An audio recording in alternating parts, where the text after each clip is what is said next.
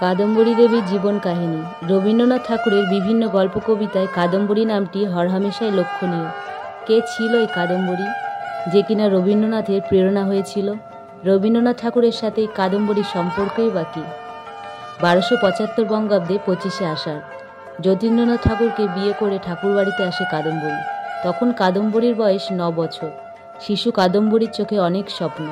এত বড় জমিদার বাড়িতে সবাই বিয়ের অনুষ্ঠানে ব্যস্ত। সম্পদ, আভিজাত্য এবং চাকচিক্যকে পার করে কাদম্বরীর চোখ পড়ে তারই সমবয়সী একটি বালক রবির দিকে।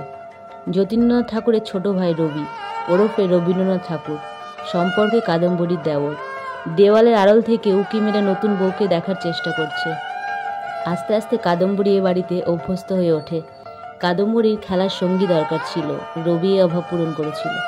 সারাদিন কাদম্বরী আর রবি দুজনেই খেলা করত, খুনসুটি, পড়াশুনো করত। সারাদিনটা হেসে খেলে কাটিয়ে দিত। এই বাড়িতে মেজ বউ জ্ঞানদা নন্দিনী, যেমন তার রূপ তেমনই রুচি, শিক্ষিত, বুদ্ধিমতী এবং গুণবতীও। মেজ বউয়ের সাথে কাদম্বরীর স্বামীর সম্পর্ক বেশ ভালো ছিল। ইতিহাস, রাজনীতি, সাহিত্য এইসব নিয়ে আলোচনায় বসত। এইসব কথা কাদম্বরীর মাথায় কিছু ঢুকত না। সে শুধু রবির ভাষা বুঝত, কারণ তারা ছিল সমবয়সী, খেলার সঙ্গী। বড়দের এইসব বই পুস্তক নিয়ে বোঝার বয়স এখনো কাদম্বরীর হয়নি। কাদম্বরীর বাবা ছিল ঠাকুর বাড়ির কাজের লোক, তাই তার মেজ ভাসুরের কাদম্বরীকে বাড়ির বউ হিসেবে যোগ্য মনে হতো না। তার সিদ্ধান্ত ভুল ছিল। যাই হোক, কাদম্বরী এখন ঠাকুর বাড়ির বউ। ছেলে শ্বশুরমশাইকে দিয়ে তার বাড়ির কাজ করানো যায় না, এটা ভেবে কাদম্বরীর শ্বশুরমশাই কাদম্বরীর বাবাকে যথেষ্ট অর্থ দিয়ে বাড়ি পাঠিয়ে দেয়। কাদম্বরীর বাবা চলে যাওয়ায় কাদম্বরী একা হয়ে পড়ে। তখন রবির দুষ্টুমি, খুনসুটি কাদম্বরীর মন ভালো করত। এমনটা নয় যে কাদম্বরী তার স্বামীর সাথে সম্পর্ক খারাপ।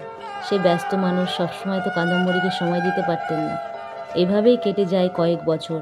কাদম্বরী এখন একজন পরিপূর্ণ নারী। রবিও অনেক বড় হয়ে গেছে, কিন্তু তাদের ছোটবেলার খুনসুটি অভ্যেসগুলো এখনও রয়ে গেছে। কর্মব্যস্ততার কারণে কাদম্বরীর স্বামী প্রায়ই বাইরে থাকত।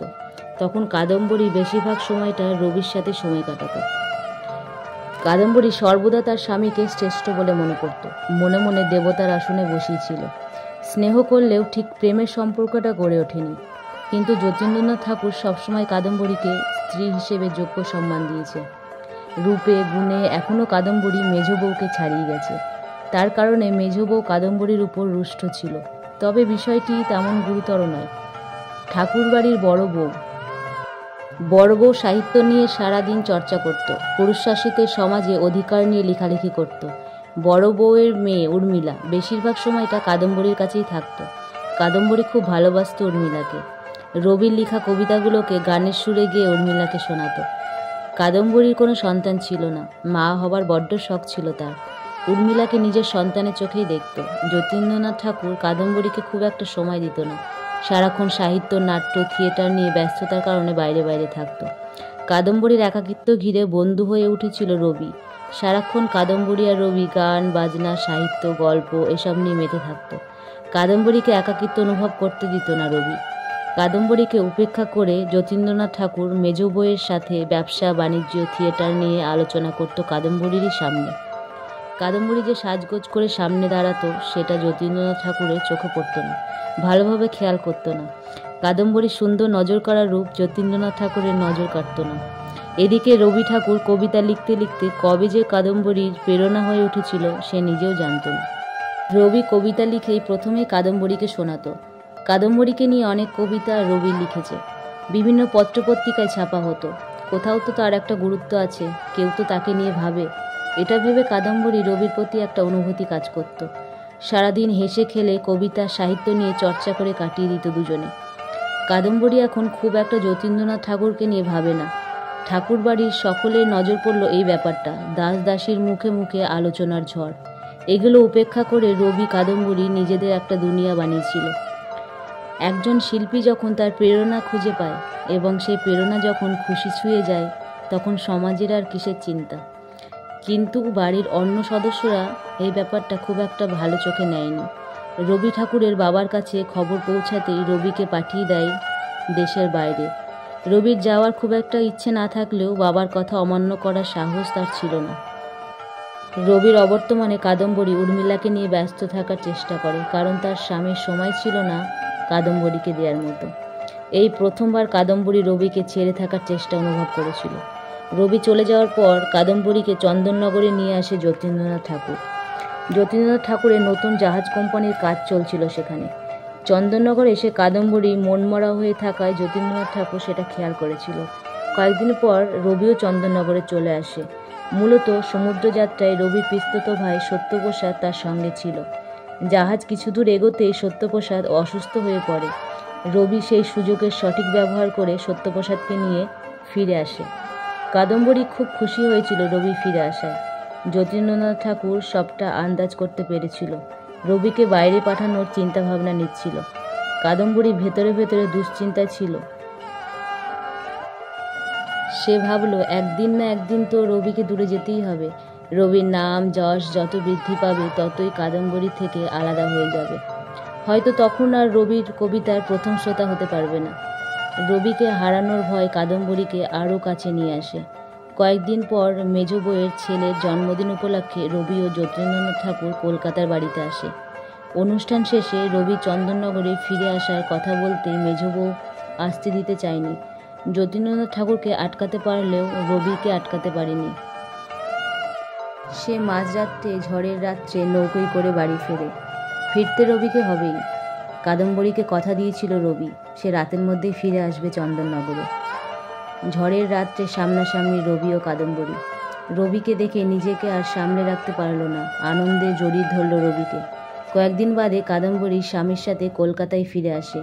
কাদম্বরী উর্মিলাকে ছেড়ে চন্দননগরে আর থাকতে পারছিল না। অবশেষে ফিরতে হলো কলকাতায়।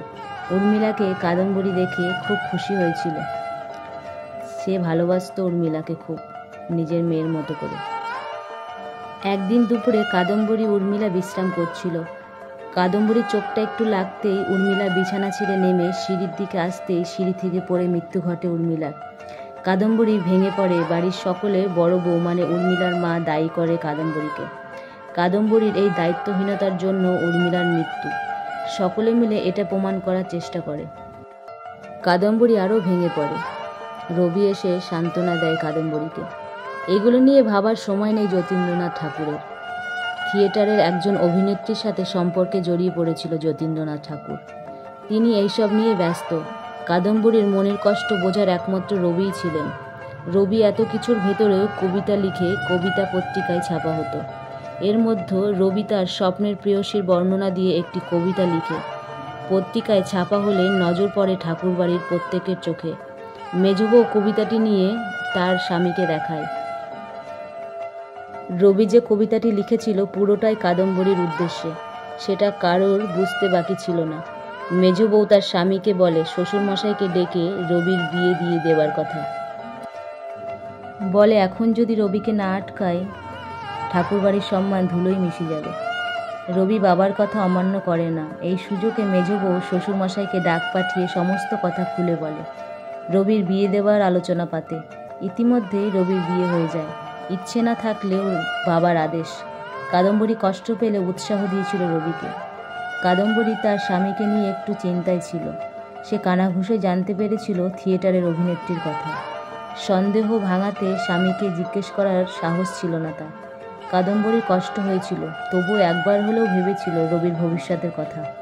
কাদম্বরীর স্বামীকে বোঝার চেষ্টা করছিল, মনোযোগ দিচ্ছিল স্বামীর প্রতি। হয়তো কিছু হারিয়ে যাবার ভয়ে নতুন করে কিছু পাওয়ার চেষ্টা করছিল। রবির বিয়ের পরে রবি ও কাদম্বরীর দূরত্ব তৈরি হয়। রবি তখন নতুন বউকে নিয়ে ব্যস্ত। কাদম্বরীর থেকে রবির এই দূরত্ব যেন এই দুনিয়া থেকে কাদম্বরীকে আলাদা করে দিয়েছিল। একদিন রবি ও তার বউয়ের অনুপস্থিতিতে রবির ঘরে ঢুকেছিল কাদম্বরী। এক সময় ছিল তারা দুজনে কত ভালো সময় কাটিয়েছিল এই ঘরে। এখন এই ঘরে অন্য কোনো নারীর অধিকার, এগুলো শুধুই এখন ইতিহাস। ঘরে ঢুকে চোখ পড়ে রবির টেবিলে রাখা ডায়েরিতে। ডায়েরিটি খুলেই দেখে প্রথম পৃষ্ঠায় লেখা ছিল, হেথা হতে যাও পুরাতন, হেথায় নতুন খেলা আরম্ভ হইয়াছে। কাদম্বরী বুঝতে অসুবিধা হলো না এই কথাটি তার উদ্দেশ্যে লেখা। তৎক্ষণাৎ অশ্রুসিক্ত চোখে কাদম্বরী ঘর থেকে বেরিয়ে নিজের ঘরে চলে যায়। বিকেলে রবি কাদম্বরীর ঘরে আসে এবং কাদম্বরীকে লিখা রবির উদ্দেশ্যে সমস্ত চিঠিগুলোকে দিয়ে বলে, বৌঠান, এগুলোকে আজ থেকে তুমি আশ্রয় দাও। কাদম্বরী বুঝতে পারল তার কোনো স্মৃতি আর রবি রাখতে চায় না তার কাছে। সেদিন ছিল কাদম্বরীর স্বামী যতীন্দ্রনাথ ঠাকুরের জাহাজ কোম্পানির উদ্বোধন অনুষ্ঠান। সেখানে সবাই উপস্থিত ছিল। কাদম্বরীকে বলেছিল তার স্বামী তৈরি হয়ে থাকতে, সে এসে তাকে নিয়ে যাবে। দীর্ঘশ্বাস ফেলে অনুষ্ঠানে যাবার জন্য তৈরি হতে থাকলো। সবটা ভুলে যাওয়ার চেষ্টা করছিল। কাদম্বরী অতীতে না তাকিয়ে বর্তমানকে নতুন রূপে সাজাতে চেয়েছিল। কাদম্বরী নিজেকে এক অন্য রূপে সাজানোর চেষ্টা করেছিল। দাসীরা সাজিয়ে দিচ্ছিল কাদম্বরীকে। কাদম্বরী তৈরি হয়ে অপেক্ষা করছিল স্বামীর জন্য। অপেক্ষা করতে করতে রাত গভীর হয়। যতীন্দ্রনাথ ঠাকুর আসে না। কাদম্বরীর সময় কাটছিল না। সময় কাটানোর জন্য ঘর গুছাচ্ছিল। বিছানায় জামা কাপড় ছিল। জামা কাপড়গুলো গুছাতেই হাত পড়ল তার পাঞ্জাবির পকেটে। পকেটে হাত দিতেই দেখলো একটি চিঠি। চিঠিটা ছিল থিয়েটার অভিনেত্রী যতীন্দ্রনাথ ঠাকুরের উদ্দেশ্যে লেখা একটি চিঠি। চিঠি পড়ে জানতে পারল মেয়েটি অন্তঃসত্ত্বা। এই সন্তানের বাবা যতীন্দ্রনাথ ঠাকুর। ইতিমধ্যে খবর এলো তার স্বামী গাড়ি পাঠিয়ে দিয়েছে। সে আসতে পারেনি। কাদম্বরী চিঠি পড়ে অস্থির অবস্থায় ঘরের জিনিসপত্র ভেঙে টুকরো টুকরো করে দেয়। কাদম্বরী আর বাঁচার ইচ্ছে রইল না। ছোটবেলার সঙ্গী, যার সাথে একসঙ্গে বড় হয়ে ওঠা, কত ভালো মুহূর্ত, সব এক নিমিষে ভুলে যেতে চেয়েছিল।